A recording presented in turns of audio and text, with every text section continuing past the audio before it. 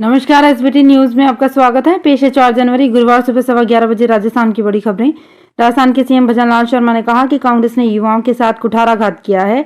कांग्रेस के राज में राजस्थान में 19 में से 17 पेपर लीक हुए, ये सरकार की सबसे बड़ी नाकामी है। कांग्रेस के राज में राजस्थान में भ्रष्टाचार, महिला, दलित अत्याचार, रेप और वायलेंस क्राइम में नंबर 1 बना। सीएम ने ये बात सीकर जिले के बोसाना गांव में आयोजित विकसित भारत संकल्प यात्रा कैंप को संबोधित करते हुए कही।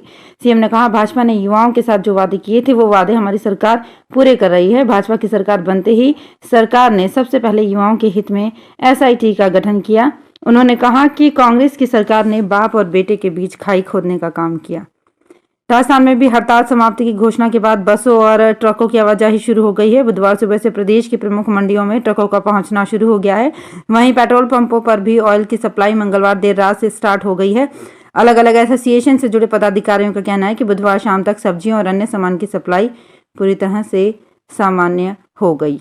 वहीं जयपुर की सबसे बड़ी सब्जी मंडी मुहाना में 2 दिन से बढ़े सब्जियों के रेट अब सामान्य होने का दावा किया जा रहा है। राजस्थान ट्रांसपोर्ट एसोसिएशन के अध्यक्ष अनिल आनंद ने बताया कि सरकार की ओर से हुई सकारात्मक बातचीत के बाद एसोसिएशन ने आधिकारिक रूप से हड़ताल खत्म करने की घोषणा कर दी है।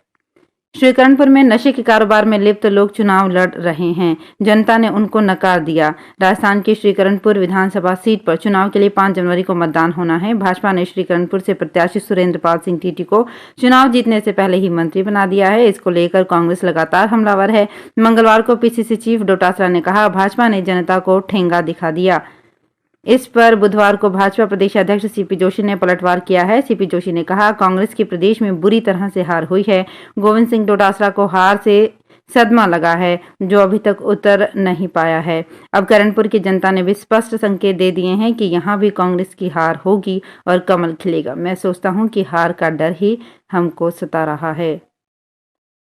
देश भर के इंजीनियरिंग कॉलेजों में एडमिशन के लिए होने वाली प्रवेश परीक्षा जेईई मेन में शामिल कैंडिडेट्स को अब टॉयलेट ब्रेक के बाद भी फ्रिस्किंग और बायोमेट्रिक अटेंडेंस से गुजरना होगा। नेशनल टेस्टिंग एजेंसी के अधिकारियों के अनुसार ऑब्जर्वर, स्टाफ मेंबर्स और यहां तक कि रिफ्रेशमेंट परोसने में मदद करने वालों की भी फ्रिस्किंग होगी। एनटीए निदेशक सुबोध कुमार सिंह ने कहा कि इस कदम का उद्देश्य ये सुनिश्चित करना है कि अनुचित साधनों के उपयोग या प्रॉक्सी उपस्थिति के कोई मामले ना हो।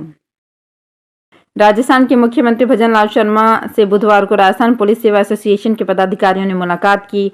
सीएम शर्मा से मुख्यमंत्री निवास पर इन पदाधिकारियों ने मुलाकात की, जो उनकी शिष्टाचार भेंट थी। इस दौरान एसोसिएशन के अध्यक्ष रघुवीर सहनी, महासचिव सुलेश चौधरी सहित अन्य पदाधिकारी मौजूद रहे। एसबी टोंग ने बुधवार शाम अलीगढ़ थाने के एएसआई रामलाल को 2000 रुपए की रिश्वत के साथ रंगे हाथों गिरफ्तार किया है। आरोपी एएसआई ने ये रिश्वत थाने के बाहर फरियादी के साले के मुकदमे में चालान पेश करने की एवज में ली है। एसीबी उसके आवास और अन्य ठिकानों पर भी सर्च कर रही है। ये कार्यवाही देर शाम तक जारी रही। इस थाने में 7 साल में ये एसीबी की चौथी कार्रवाई है। इस कार्रवाई से थाने में हड़कंप मच गया।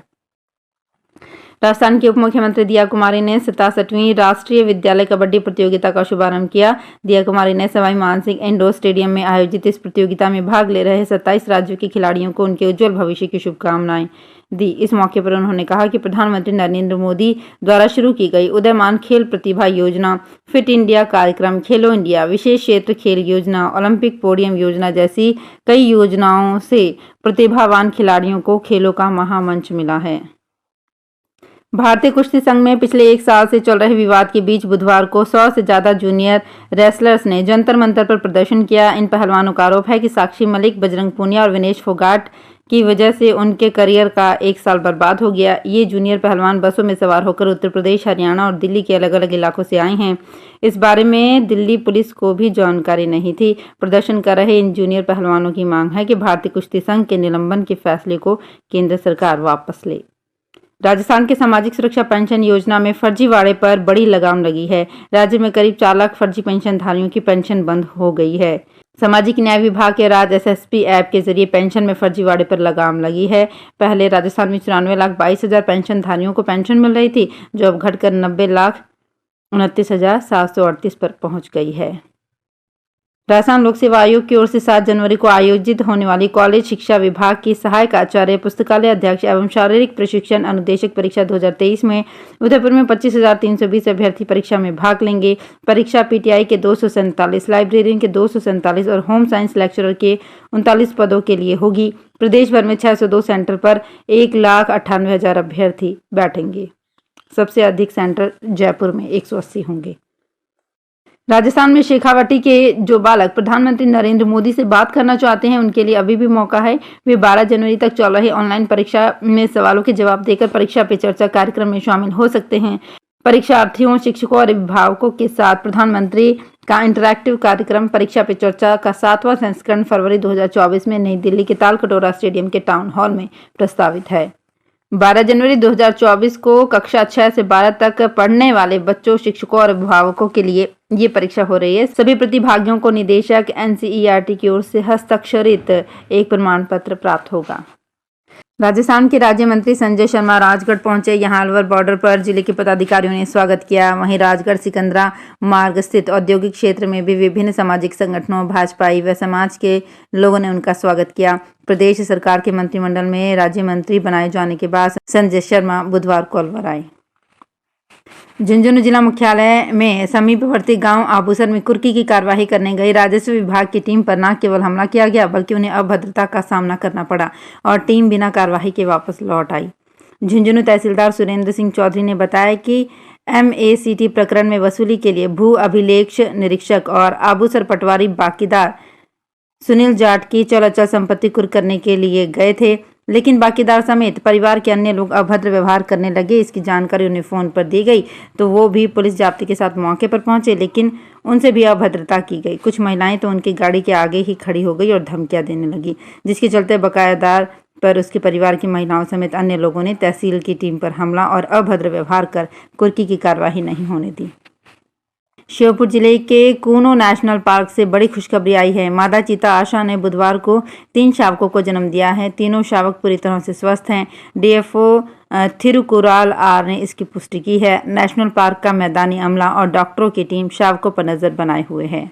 कूनो में अब 4 शावक समेत कुल 18 चीते हो गए हैं। नामीबिया से कूनो नेशनल पार्क लाई गई मादा चीता आशा को प्रधानमंत्री नरेंद्र मोदी ने ये नाम दिया था। पटना से दिल्ली जा रही इंडिगो की फ्लाइट की बुधवार को पटना एयरपोर्ट पर इमरजेंसी लैंडिंग कराई गई। विमान में अचानक तकनीकी खराबी आ गई, लेकिन जब तक इसका पता चलता विमान पटना एयरपोर्ट से उड़ान भर चुका था। 10 मिनट तक फ्लाइट हवा में रही। फ्लाइट का आगे का पहिया अंदर नहीं जा रहा था।